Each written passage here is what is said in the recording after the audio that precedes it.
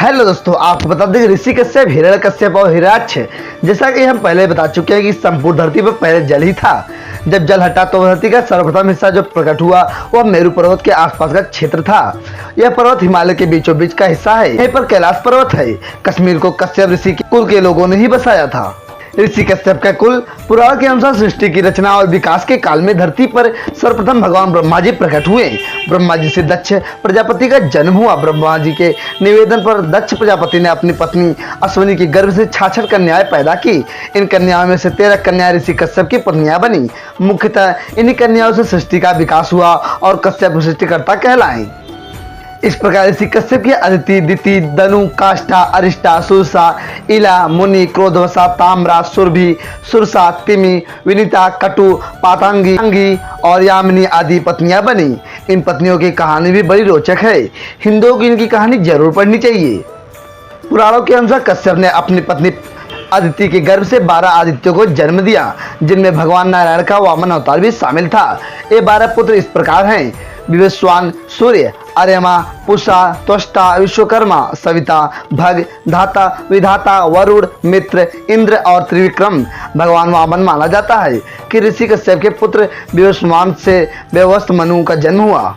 Note: महाराज व्यवस्थ मनु को इक्ष्वाकु, नृगधृष्ट, सयाति, नरिष्यंत, प्रांशु, नाभाग, दिष्ट, करुष और पृषद्र नामक 10 श्रेष्ठ पुत्रों की प्राप्ति हुई। इनके ही कुल में आगे चलकर राम हुए। यह सूर्यवंशियों का कुल था, जबकि चंद्रवंशियों की उत्पत्ति ब्रह्मा के पुत्र अत्रि से हुई थी।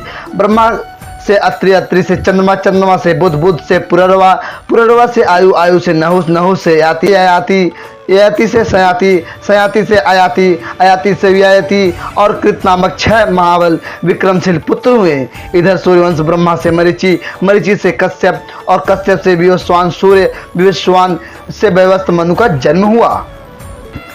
कश्यप ऋषि ने दिति के गर्भ से हिरण्यकश्यप और हिरण्याक्ष नामक 2 पुत्र एवं सिंहिका नामक एक पुत्री को जन्म दिया। श्रीमद् भागवत के अनुसार इन तीनों संतानों के अलावा दिति के गर्भ से कश्यप के 49 अन्य पुत्रों का जन्म हुआ, जो कि मरुंदर कहलाए।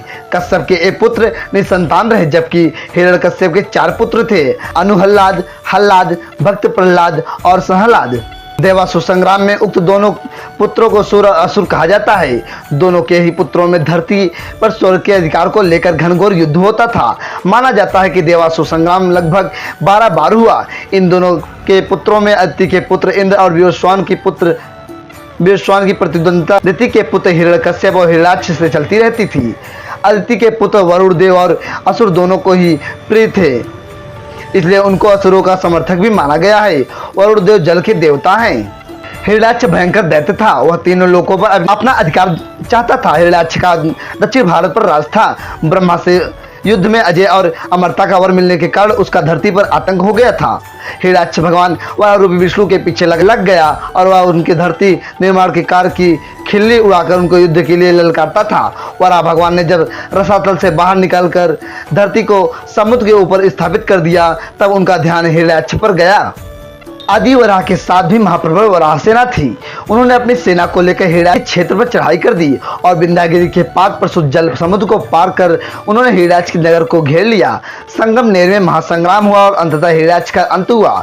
आज भी दक्षिण भारत में हिंगोली, हिंगन घाट, हिंगना नदी तथा हिरण्याक्षगढ़ हैंगड़े नाम से कई स्थान हैं। उल्लेखनीय है कि सबसे पहले भगवान विष्णु के नील वराह का अवतार लिया, फिर आदि वराह बनकर हिरण्याक्ष का वध किया। इसके बाद श्वेत वराह अवतार नृसिंह अवतार के बाद लिया गया।